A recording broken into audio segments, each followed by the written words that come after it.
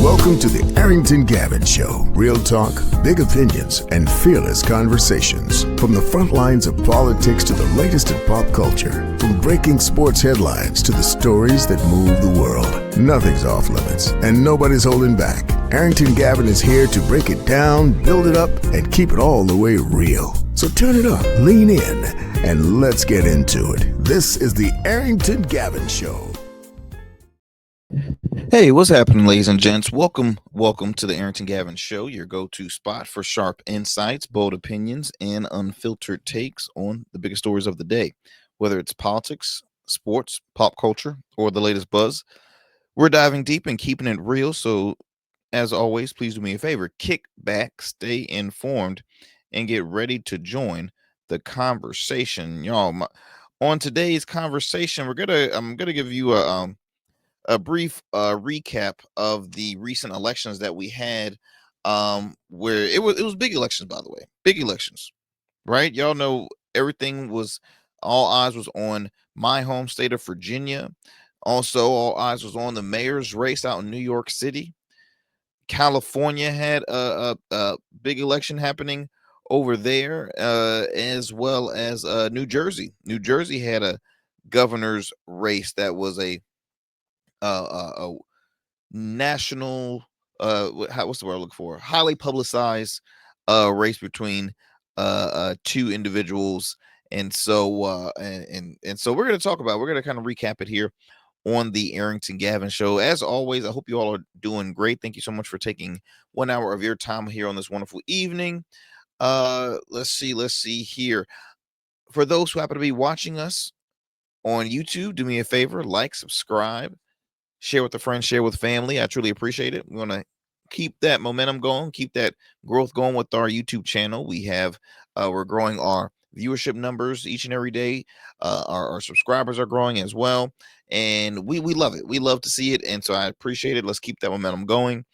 In addition to watching us on YouTube, you can also check out past episodes of the Arrington Gavin Show on Goatverse TV. That's right, Goatverse TV. What you can do is simply by downloading the app. Is free. It's available on the App Store, Google Play Store, Roku, as well as Amazon Fire TV. And then you can listen to us, of course, on the go. We're available on all major podcast platforms. And then lastly, you can also listen to the program on the radio airwaves. We're honored to be in collabs with 3 radio stations. Let's start off first with our family out in the New Orleans area. WBOK 1230 AM, what New Orleans is talking about. You can tune into the Arrington Gavin Show weeknights at 7 p.m. Central Time. Again, that's only on WBOK 1230 AM, what New Orleans is talking about. Then we're going to move it on to the Metro Atlanta area to WDJY 99.1 FM Straight Talk. You can tune into the Arrington Gavin Show weeknights at 11 p.m. Eastern Standard Time. And then lastly, we're going to head over to the Houston, Texas area to Afro Vibes Radio. You can tune into the Arrington Gavin Show Saturdays at noon Central Time, and that's on Afro Vibes Radio out in Houston. All right, my friends, before we head to a commercial break, time for our favorite segment. One of my favorite segments, at least, because you know how important informing you all with stuff. Education is key. Knowledge is power, right? The more you know, the more you grow. And this segment called "What's the Role and Why Is It Important?" Is again continuing on the education of knowing political positions and why is there a role for this? What's so important about this role? We all know, and we should continue to know that local is probably more important than a federal level. Now, don't get me wrong. What happens on the federal level, it's all a trickle down effect. It trickles down to state, trickles down to local. We have cleared all the positions on a local level. I believe we are still currently in the state government level. So this position we're going to talk about today is the Secretary of State. Secretary of State in your state government, which oversees elections, voter registration, and record keeping. That position, they maintain official state documents and business registration. So that is the role of Secretary of State. To my knowledge, that is an appointed position. We don't have races, elections for Secretary of State. It's very similar, just just like in the federal level, right? Secretary of States are never elected by the people; they're appointed by who's in leadership. So just like on the state level here, and so we have about 3 more positions in the state government side, and then we'll be entering into the federal level. So we're the more, again, the more you know, the more you grow, and it's so important, especially after having we had some recent elections in my home city of Chesapeake, Virginia, and they were massive numbers. Before I well, actually, I'll talk a little bit about that after this commercial break. Again, my friends, look, you're listening to the Arrington Gavin Show. Do not go anywhere and do not change that radio dial. We'll be right back after these commercial breaks. Every man has a story to tell. Your ambitions, your achievements, your legacy. Your suit should reflect that story, crafted precisely, designed for impact, and tailored exclusively for you. We work with only the finest fabrics, luxurious wools, silk, linen, and blends from world-renowned mills in Italy, the UK, and India. These fabrics are the foundation of custom suits that exude elegance and stand the test of time. But a suit isn't just about fabric, it's about fit, and it's about confidence, and it all starts with you. When you work with me, you'll receive a personalized consultation, whether in person or over Zoom. Together, we'll explore your vision and discuss your needs, and we're gonna bring your ideas to life. My journey as a designer includes apprenticing under New York-based designer Clavon Leonard, showcasing collections at New York Fashion Week, Algeria Fashion Week, and the prestigious Baltimore Met Gala. That experience is what we bring to every suit we create, from weddings to corporate events and everything in between. We specialize in crafting one-of-a-kind suits for life's most significant moments. Dapper Luke has been recognized as one of Baltimore's best menswear in 2023, and I was honored to be one of the 10 designers selected for the prestigious Baltimore Met Gala. With over 900 satisfied clients, we proudly serve Virginia Beach and Baltimore, bringing world-class designs to these incredible communities. We don't just make suits, we craft confidence. Your suit will fit your body, your style, and it will tell your story. Book your free online personal consultation today. Visit www.dapperluke.com. What's up, y'all? Welcome to And we still in traffic. I don't look familiar, do I? Not in this seat. Hey, what's that you listening to? Here to host today. Hey, turn it up.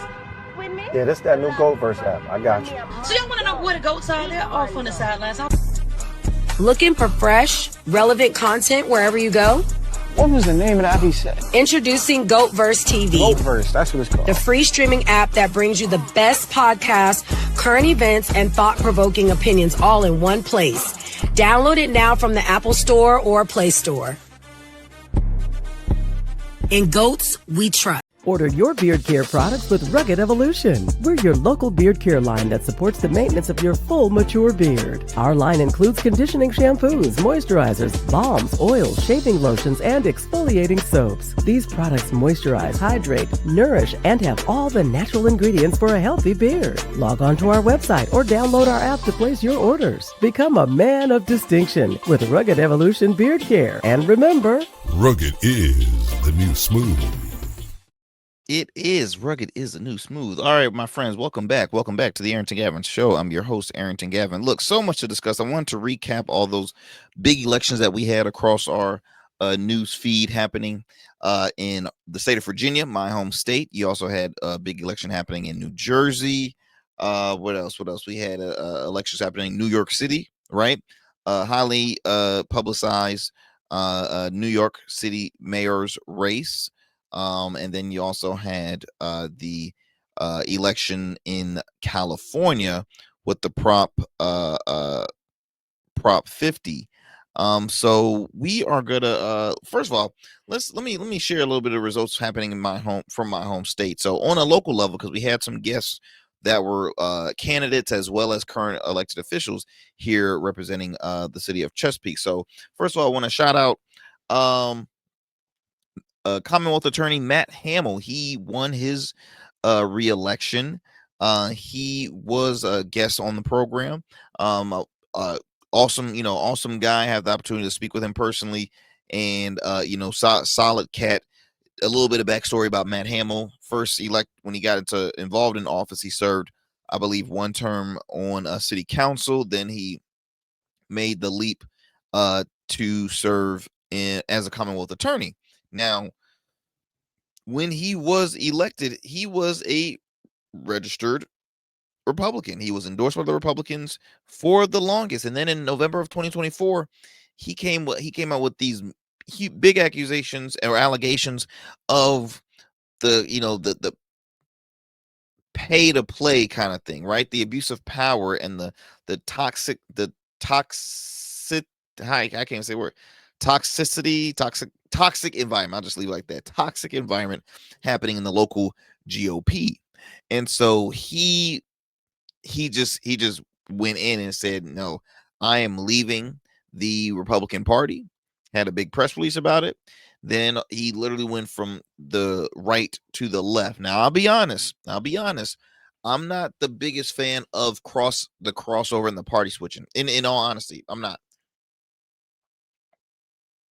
Not that I don't believe that people can change or change views, but I just feel as though, especially in today's time, leaving from one establishment to another is just like I can understand if you say, hey, I left the party, I'm now independent, right? We see a lot of folks, especially in the media side.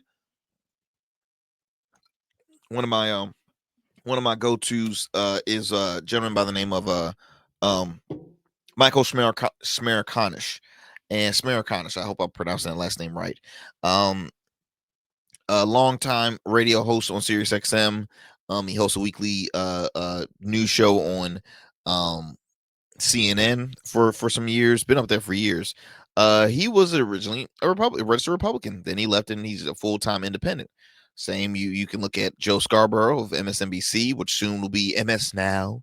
He was a former Republican congressman who left the party and is now an independent.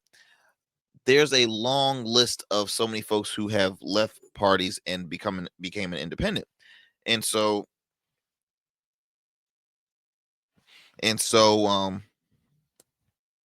that being said, Matt left, obviously received some heat from some of his former colleagues within his original party.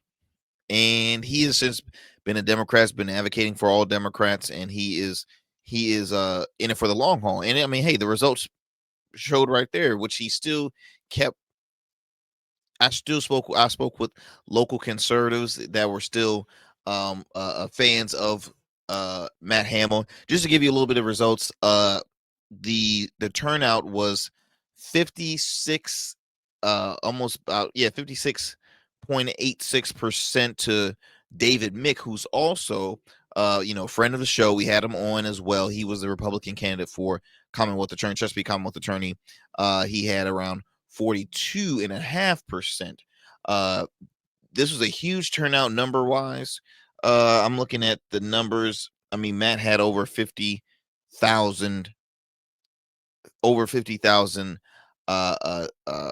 folks voted for him. Almost 39,000 for David Mick. Now, big numbers I still would have loved to have seen, because look, the city of Chesapeake holds around 275,000, 200 between 250 275,000 people. Voting turnout is always going to be, a bigger was always going to be looked at here on a local level, right? Voting turnout is always going to be a challenge. It's always going to be a challenge. Moving on to the very publicized sheriff's race out in Chesapeake. So our sheriff's race made headline news because once again, you had the story of the current sheriff who was an appointed sheriff, Sheriff Dave Rosado. And this is something that is probably relatable in most other states and cities around this nation. But Sheriff Dave Rosado, he was appointed as sheriff, the first Hispanic elected in the city of Chesapeake. He then went on to seek re-election, because even though most of our sheriffs have always been in there, and I believe there was 4 in the 60-year history or in 60 years that there's been, sheriffs and stuff. I what had occurred was that, okay, now it's time to run for re-election. So he's running for re-election, but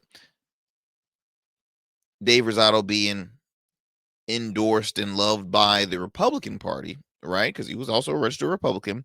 During the primary season, he was endorsed by Jen Kiggins. He was endorsed by a local state senator, Christy Newcraig. I mean, he was endorsed by Republicans. During the primary, the GOP did not endorse Dave Rosado. They endorsed a newcomer who is a longtime a police officer. Well, excuse me, lieutenant. He's had his career in the police department for over like 20 plus years, but he's Lieutenant Wallace Chadwick, the third, who we had on. We had both candidates on. You can actually, if you look on our social media page, you can look at past clips of the interviews I had with each candidate individually. And so Wallace Chadwick's newcomer, right? Newcomer to politics. Dave Rosado saying, hey, look, I have the experience. All this is just because I wasn't a part of the pay to play. I wasn't following the orders from up top. They're doing all they can to get me out of office, right? And this happens, right? Whenever, and it's sad, but when you speak truth to power, y'all, those elites are gonna come after you hard. I mean, my guy, Ramin Fadahi, look him up. He's the Commonwealth Attorney in Norfolk, Virginia. He has had recognition from all across this nation. He's one of the most vocal progressive Commonwealth attorneys in, I would say, the state of Virginia. Okay, by far. And see, the game is played where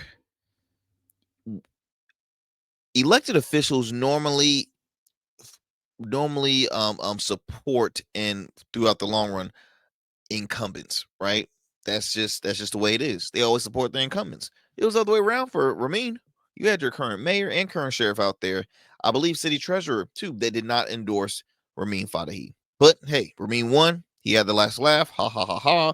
He's the winner. Now going back to the sheriff's race out here, Dave Rosado from day one did not receive the GOP endorsement, which in my mind, you were either gonna say, okay, win or lose, whatever the turnout is, that's it. If I lose, I'll keep it moving and wish the person luck, blah blah blah blah. Instead, he loses the primary by a lot, right? Remember, he wasn't endorsed. And one thing, when you're not endorsed by a local party, and that's a sad issue when it comes to party politics. But if you're not endorsed by a party, it's a struggle running as somewhat of an independent, right? So he loses the primary. He announces he wants to run. He's going to continue his campaign as a write-in campaign. A write-in. How many of y'all know of the number of write-in candidates have won elections? Excuse me. That number is very small. And so he announced that he was going to continue the campaign as a write-in candidate. First of all, and I'm no strategist, but I am an entrepreneur, right? I own a few businesses. I own a couple, and I run a nonprofit. And so my whole thing, right, especially with politics, right, strategy is everything. If you're trying to promote a product, you want to try and make sure your face or your name is easy access for the people. Now, yes, everybody can drive around and see your signs. Everybody sees signs. Hell, we see billboards. We see signs on a regular. But at the end of the day, we have to, when it comes voting season, and you have to wait in a line, depending on how long it is, you might be waiting for 20 minutes, 30 minutes, an hour, you name it.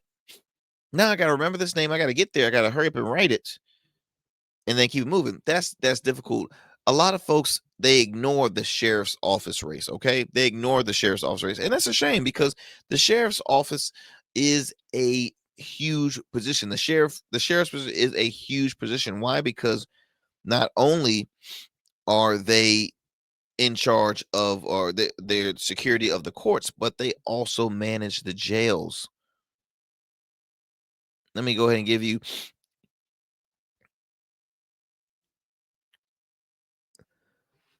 they run the county jail, forces laws, and provides court security. So they have a huge role. And I remember here's an interesting thing. I remember during the primary when Sheriff Rosado was running the primary, I had spoken with they were Democratic voters that were saying, "Hey, look, I've been approached to, we gotta vote for Rosado, but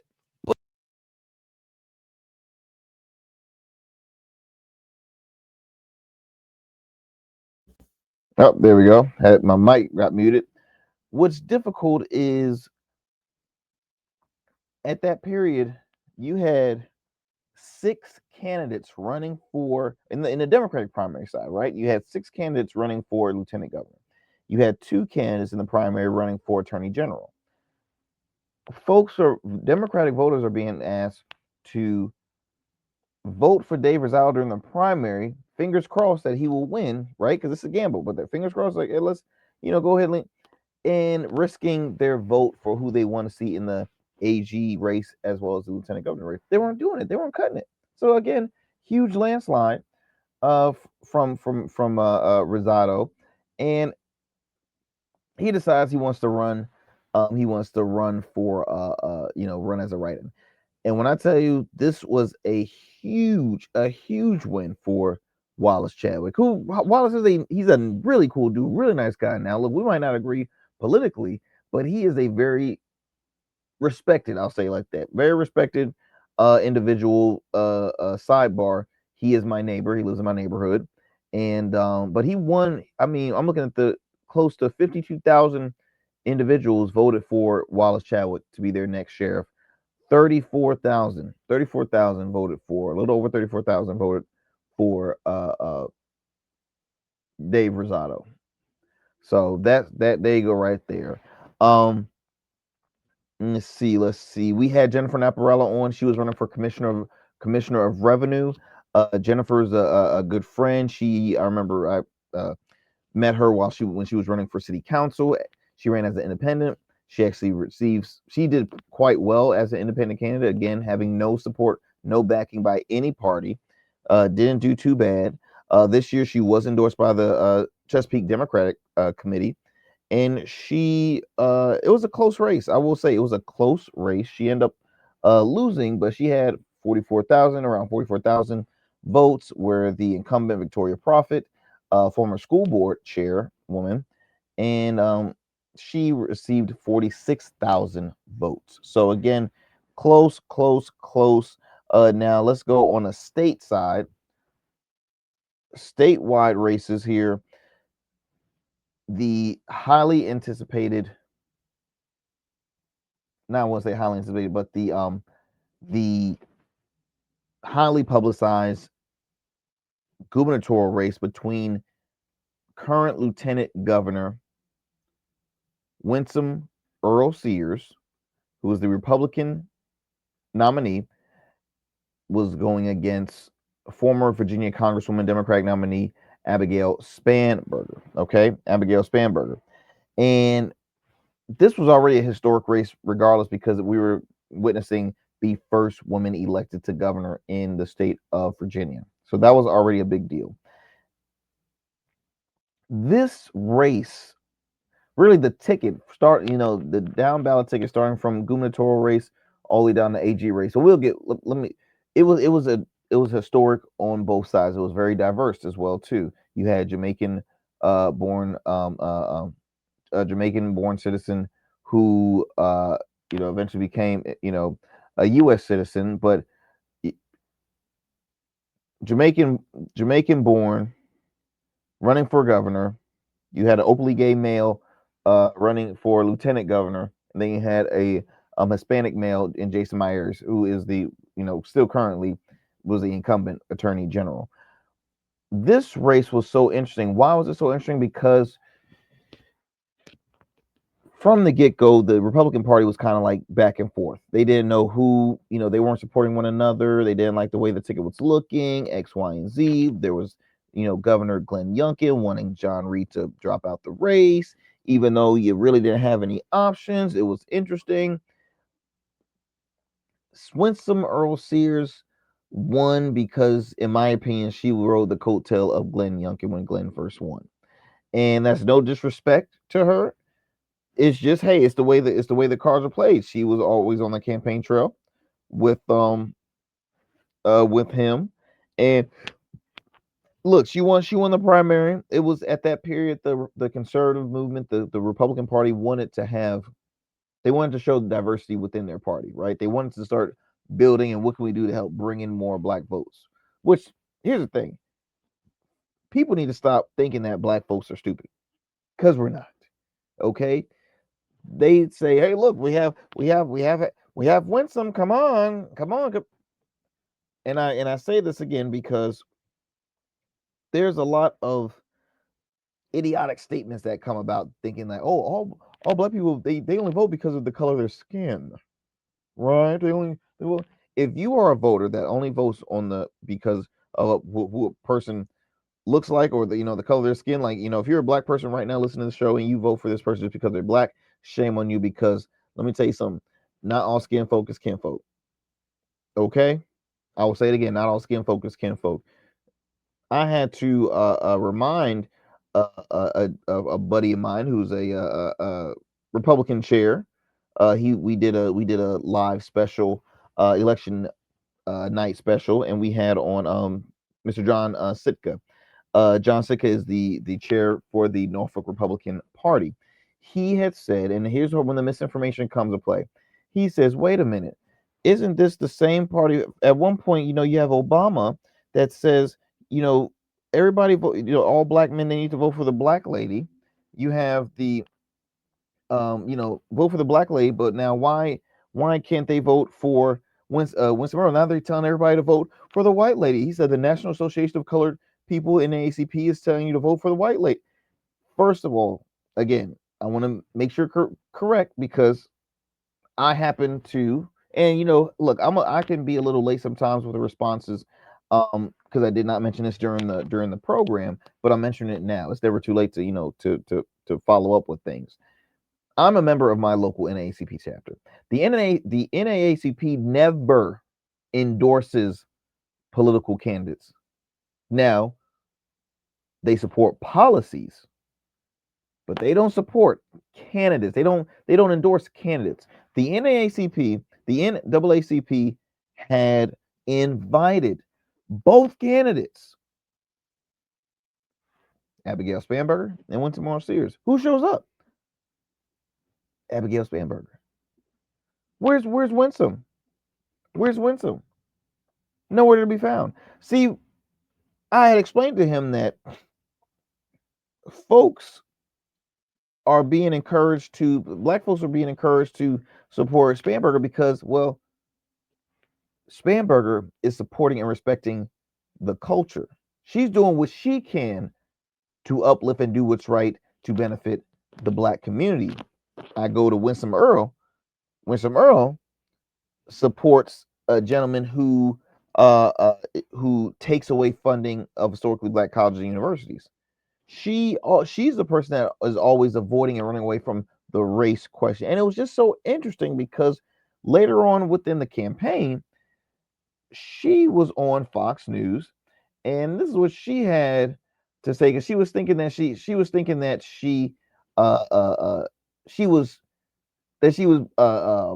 gonna win over some black votes, right? She thought she was gonna win some black votes. Check this out right here. But remember, Obama was supposed to be the president of hope and change. Whatever happened to all that? Where is the hope, Mr. President? Where is the change, President Obama? Of course, we know it's all hypocrisy. And then, of course, last year this time, he told everybody to vote for the black woman. Well, Charlie, here I am.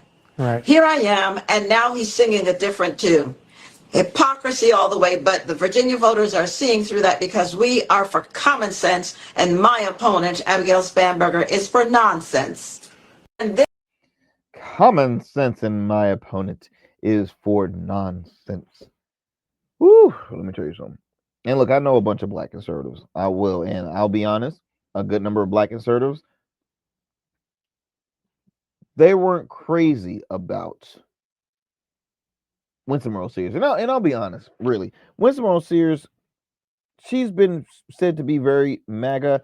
I will say this. She's how can I compare? She is a supporter of MAGA. She is. But in some point, she has like a old school black Republican in her, like like she's like a throwback black Republican. I wouldn't compare her to um uh uh uh I don't think I would compare it to like a Byron Donalds or a like the Florida Republicans, basically, because she in the beginning she was critical over um Donald Trump, saying that the party needs to be done with Donald Trump, basically, like they need to move on from Donald Trump. Donald Trump didn't like that, because remember, y'all, Donald Trump never endorsed Winsome Earl-Sears. He never did. He just said, but he acknowledged Jason Myers. Hell, he even acknowledged, I think, John Reed. And man, he didn't acknowledge Winsome Earl-Sears. He said vote for the Republicans, but he ain't never say Winsome Earl-Sears. I remember when he came to the city of Norfolk to celebrate the 250th anniversary of the Navy, and he never acknowledged or mentioned Winsome Earl's name. I mean, it was pretty intense. It was pretty intense. But let me tell you something. This win for Abigail Spanberger, in my opinion, I think it was a not just a historic win, but it was the fastest win. It was a quick, like, I think within 4 to 7 minutes, they already said, "Oh, projected winner." I'm like, damn. Like, it was, I mean, 57.1% voted in favor of Spanberger when 42% voted for Winsome Earl-Sears. Not a large number at all. Let me read you a little bit of this article from the Associated Press here. It says here, Republicans in Virginia also fielded a historically diverse statewide ticket, as I mentioned earlier, with those that were on their ticket. Results come as President Donald Trump has made his opposition to diversity initiatives a cornerstone of his platform, dismantle federal civil rights programs that sought to rectify a complicated history of racial discrimination. Again, Winsome Earl-Sears was all in favor for that. She's all in favor of ending DEI. She doesn't want diversity growth in the area. She doesn't want she doesn't want any of that stuff. All she cares about is making her party look good, and that's all she cares about. Mr. President, why ain't that voting for me? And I'm gonna tell you another thing too. I had an old English teacher who threw a little jab, because I just find it very offensive now. And I'm probably sound like a broken record, because I probably mentioned it before, but there was a moment where my wife and we got to attend a rally of Spanberger's where she had Barack Obama, who publicly endorsed her, go on a campaign trail and speak. And let's be honest, politics aside, people were fans and still are fans of the Obamas. I'm sorry. The majority of America, Republican, Independent, Democrats, will always give respect to the Obamas in some force. They were by saying, hey, look, he was a class A guy, no issues, this and that. He played fair. Obama was a moderate Democrat. Moderate. Which became one of the most prolific speakers. Every time he comes, it's just you feel hope. They are the most powerful figures in the Democratic Party, bar none. All right, bar none. I had a teacher, after I had shared on Facebook It was an honor to witness, Barack Obama in person. Basically, I'm trying to paraphrase how I put it. I said, I remember when I was in 7th grade, and I heard the first African American elected as president. Man, it was an honor. Politics aside, I told him, my folks took me out of school so I can watch the inauguration from start to finish. And politics aside, I will always say, hey, look, he was the most. What did I say? Now, the most. Hold on, now I'm forgetting. Give me 1 second. Class act. There we go. He was the most class act leaders we ever had, and that's the God honest truth. So I get everybody, they love being triggered, finger happy with their thumbs on going on Facebook, just like our current sitting president. She said, "I take it you're going to vote for the black woman for governor," and that's how she used to talk, governor. And I should have responded by saying, I would if the right one came. I'm sorry. See, it's interesting that folks assume that because now you're identity politics. You're assuming that because I'm black that I'm going to vote for the black person. So what do you really think of me? You know what I mean? That's how I took it, right? What do you think of black people? That's the response that I took. Even when folks on the right bring up that conversation, especially white conservatives, I'm not a fan of that. I'm not a fan of that questioning, right? See, black conservatives think that is a way to sway African Americans, minorities to leave the Democratic Party because look, the spiel is always going to be like, how long are y'all going to continue to support a party that has not gave you any results? That's the kind of talking points that you're going to continue to hear from the right. You see it right now with the whole Blexit tour where they were attending the HBCUs during their homecomings, which really became a flop because, to my knowledge, they had like three. I think at least 3 of them got canceled. I know they tried to come to Hampton University. FAMU got canceled, which was interesting because the president of FAMU is MAGA. Yeah, I don't know. Do y'all not know that? Yeah, she's pro MAGA, and black, and which is it's a lane for it, right? I look at MAGA as the progressive side for the right. Obviously, in the left we have progressive Democrats, and we have we have the moderate Democrats. So you go figure. Fast forward, y'all, because I'm stretching this about Virginia, but also Gonzala Hashmi, who was a guest here on the program, she won her race and became the first Muslim Muslim American to win a statewide office. So she is the first. A lot of firsts. You have the first woman elected governor for the state of Virginia, and Abigail Spanberger, first Muslim American, and Gonzala Hashmi elected to win a statewide office as lieutenant governor. And then you also have Jay Jones, former state delegate who recently won attorney general's race, becoming the first African American to win the attorney general's race. And this was that race was the one that really that was the on the fence race. I would say this. I was nervous for Jay because Jay was a fan favorite from when he won the primary, right? Everybody was in support of him at the X, Y, and Z. And look, I've had the opportunity to I've been in the same room with him before. I have family that knows his family. Like, he comes from a legacy family here in the Hampton Roads area. Jay was on the cusp of, it was going to be an easy win for him.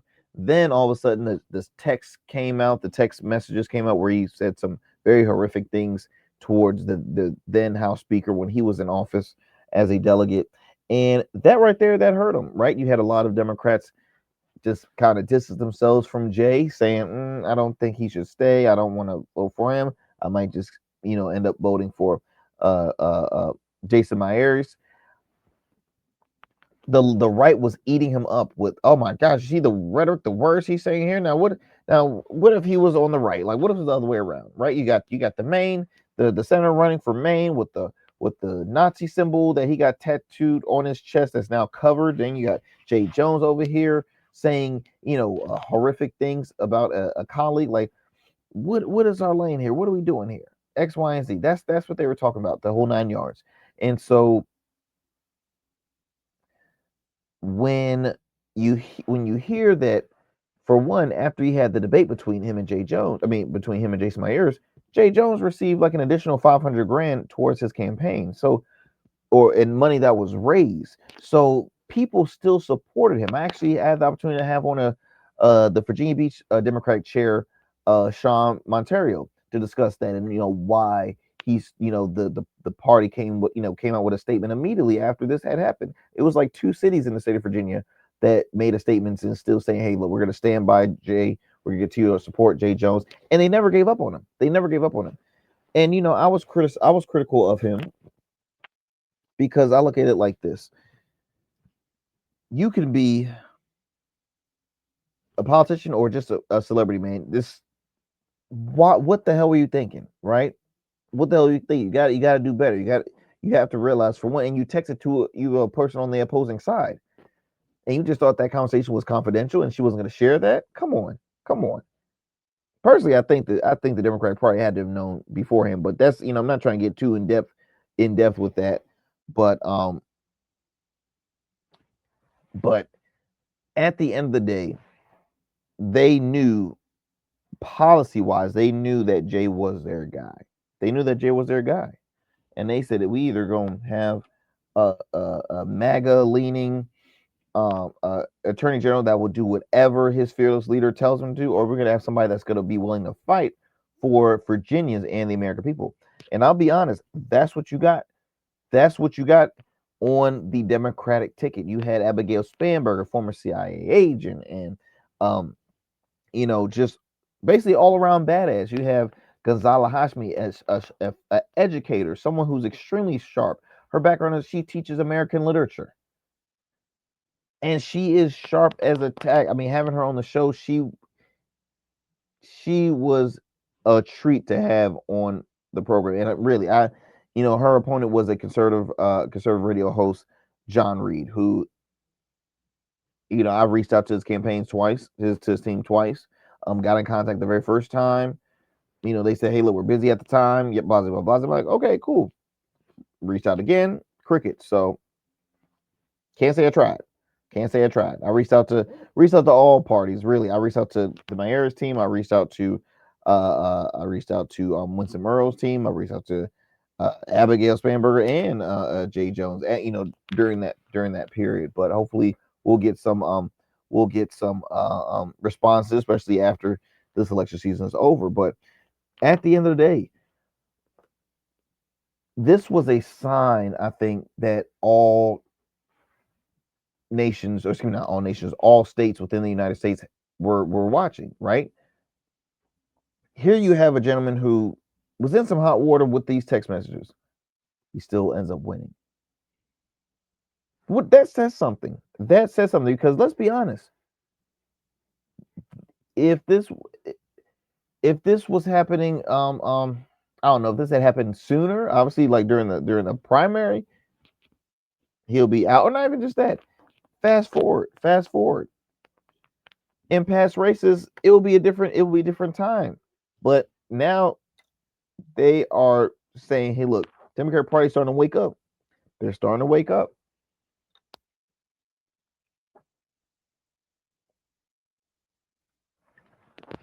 And I ain't mad at it. I'm a centrist, but when it comes to two parties right now that I feel as though that is flowing more to that direction, the left is putting more of an effort than the right is when it comes to my views. I feel as though the right is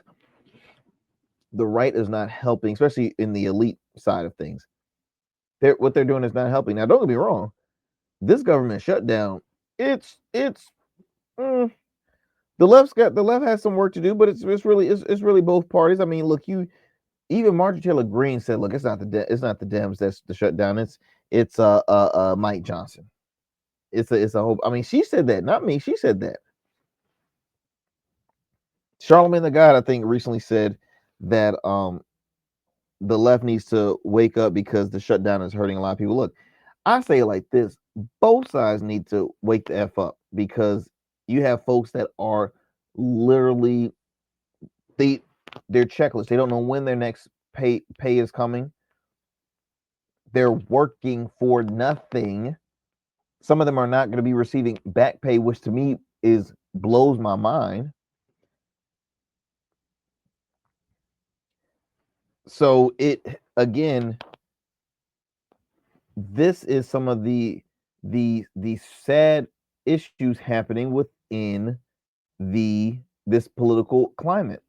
Let me go ahead and also mention we're gonna move. I'm gonna come out of Virginia, but again, Virginia had some big historic wins. Let's fast forward to that. I want to move it on to New York City when Zohran Mamdani, who was the quote unquote the socialist Democrat, who the elites did not want to see in the victory parade. They did not want to see him winning this race, but guess what? He did. He did. By a lot. Let me go ahead and let me see here. Let me put up the soundbite right here, and we'll talk on the other end. So Donald Trump, since I know you're watching, I have 4 words for you.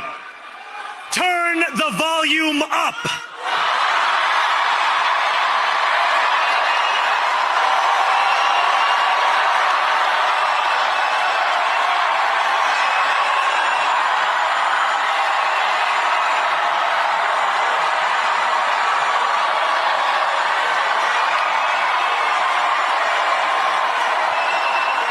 We will hold bad landlords to account because the Donald Trumps of our city have grown far too comfortable taking advantage of their tenants. Hey, look, the people have spoken, y'all. The people of New York City have spoken, and that is the gentleman that they wanted to have in the mayor's mansion. All right, in the mayor's house. That's the guy that they wanted. And look, Zohran was in the lead since day freaking one. Before he was in that position, he was on the New York State House rep, right? So he was working in the General Assembly, and 33 years old, young guy, but he was very relatable and speaking on issues that were relating to most New Yorkers. Now, he has caused a friction between Democratic voters in the city, because a lot of folks are looking at him as, oh, he's a socialist. I can't vouch with that. I can't lean to that. So you had a disdain within the party. You had folks, the elites in the Democratic Party. I mean, Hakeem Jeffrey took the longest giving him endorsement. Really, I don't even think Hakeem really. He might have endorsed him later on, but it took forever. Schumer, I don't think, endorsed him. Tom Suozzi, congressman, did not endorse him at the time. James Clyburn, who's in South Carolina, but again, a senior president, he did not endorse him. Everybody was endorsing the former governor, Andrew Cuomo. Andrew ended up losing the primary, and so some of those folks that were endorsing Andrew, like James Clyburn, said, "Look, I'm going to endorse Zohran Mamdani." Andrew ended up running as an independent, but he's still a registered Democrat. He just ran as an independent. He did not want to conclude his race. So you had so many folks wanting to support Andrew Cuomo, and then you can't forget the Republican nominee Curtis Silva, who received 7%. Like he received very little. It was really a matchup between the two individuals, Zohran and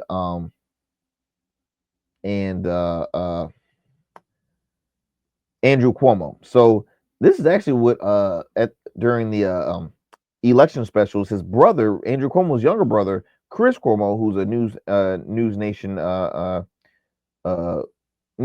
anchor, host of Cuomo, host of the Cuomo Project. Here's what he had to say. I do think you have to talk about why. And even I can see what this is about. And of course, I wanted my brother to win. I believe in my brother. I think he's a tremendous operator within government. But he's not what Democrats want right now in their party. And Democrats win in New York City, Chris. I mean, that's the one line analysis is the Democrat was going to win in New York City. But I mean, he said it very perfectly. He said, look, he said the Democratic Party has spoken. They don't want my brother in there. And it's the truth, because what you were seeing is Democratic voters wanted a new face. They wanted to hear from a new voice. They didn't want the same old, same old. Yes, your brother was very successful in New York politics and in politics in general. He also worked in the White House too. And I mentioned before, like, is this the fall of Andrew Cuomo's political career? If he never he went below the belt and really taking aim at Zohran Mamdani. Do I think there's more politics left in Andrew Cuomo? To him, yes. But do I see him winning any more elections anytime soon? No. Bro, you were the governor of the state and you lost a local race twice. You lost in the primaries and you lost this. I mean, the numbers are pretty close. I mean, it was 50% going to Zohran Mamdani with a little over 1 million voters that voted for him. Then you have Andrew Cuomo with 41.6% with over 850,000 voters voting for Andrew Cuomo. Like I said, Curtis Lewa had about 7% of voters voted for him, and so anybody want to know Curtis Lewa. Now Curtis is very passionate now because he is a true New Yorker. He is a true New Yorker through and through, and yeah, it was interesting. It was interesting. Look, I want to play you this from a Fox News contributor who broke down how the Dems swept local elections. I want to just play this for you guys. And then because I'm looking at my time, I actually didn't think we were going to spend all the time on here, but I guess it is because there were so many elections. Democrats didn't just win in blue places. They broke the supermajority in the Mississippi state legislature. They flipped seats in Texas that had never even been competed recently. They, in parts of Virginia that are deep red, the average, I think, was 6 points towards Abigail Spanberger. In New Jersey, Mikey Sherrill got a bigger margin than Governor Murphy did a couple years ago. So it's not just that we won in blue places. Democrats won all over the country. And I think a few things are clear. Number one, when Donald Trump himself is not on the ballot, his ideas don't win. And all of these candidates, look, Mikey Sherrill, Abigail Spanberger, very different candidates than Zohran Mamdani. They are moderates. They worked in the national security field, but they talked about affordability. And Donald Trump himself even admitted the shutdown, the Republicans are getting blamed for it, and that they needed to talk more about affordability. Donald Trump properly diagnosed the problem. And so it's not just that we're winning in blue states. Look, Democrats did. I mean, look, she her colleagues was like, oh my gosh, when is she done? I don't want to hear this anymore, because they didn't want to believe it. See, these are big wins for the Democratic Party as a whole, especially like I said in the Commonwealth state, and the House delegate races, all 100 seats were up for grabs, and I believe the Democratic Party flipped 15 or 13 seats, 15 to 13 seats, close to almost 61, making them having the majority in the House of Delegates. But lastly, because I'm looking at my time here, I do want to talk a little bit about the New Jersey governor's race. Mikey Sherrill came out victorious, Democratic nominee. She had around 56.3% of the votes, where her Republican opponent, who's a Republican candidate, Jack Ciattarelli, I believe that is. Citarelli, he had around 43.2%. So again, is this a wake-up call saying the Republicans are, they're not pulling, not they're coming out swinging after, again, having a huge loss in the presidential race, now witnessing all the turmoil happening coming from the federal level with, government cuts and folks losing their jobs and SNAP benefits being taken away. I mean, it's a sad climate, a sad season, and people are tired. And I think now what you realize is Democrats, Republicans, independents are saying what's happening in Washington sucks, and we have got to do something about it. We have got to make our voices heard, and heard loud and proud. We don't care if they're I'll use the Zohran Mamdani, for example. Zohran Mamdani is a growing personality in the Democratic Party as a whole. If I was a strategist, I will tell elites, follow his lead. Because why, or just in general, those that are become popular, those that everybody's talking about, those that are giving you guys more TV and press time, gas them up, support him, tell him, oh no, he's the future. Yeah. Like, why are you so hesitant? Is my thing. Because Zohran is speaking about safety, speaking about economy, and he's also speaking about healthcare. Those are, I believe, some of the three fixtures I know he has put on. Let me see. Yeah, safety, economy, and then healthcare, affordability. All the above. Like, he's speaking on topics that folks are like saying, what do you have for us? Do you have anything? And all the local races. I'm looking at my time. I'll probably have to continue on some of this stuff on the next show. But real quickly here, well, I'll hold that for the next one. Let's see here. Democrat Boston's mayor was reelected as well, Michelle Wu. So again, these folks are not going anywhere. Shout out also to town of Murfreesboro, North Carolina. I know they received a new mayor. If I can,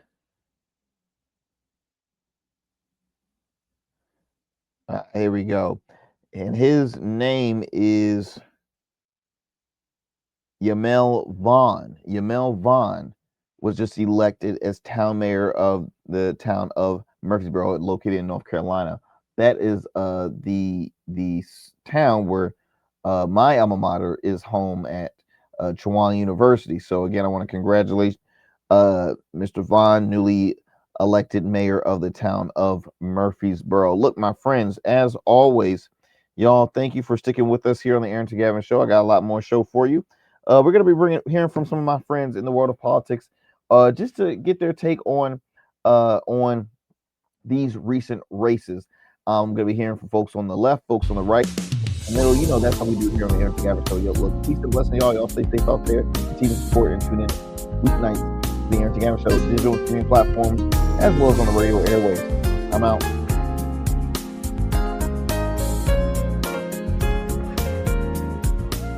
That's it for tonight on the Arrington Gavin Show. Thanks for tapping in and keeping the conversation alive. Don't forget, stay connected with us on all platforms. Follow at Arrington Gavin on Instagram, Blue Sky, and X, and subscribe to the official Substack for exclusive takes and deep dives you won't get anywhere else. We're here every weeknight, same time, same energy, same real talk. Until next time, stay bold, stay sharp, and stay true. That's what we do on the Arrington Gavin Show.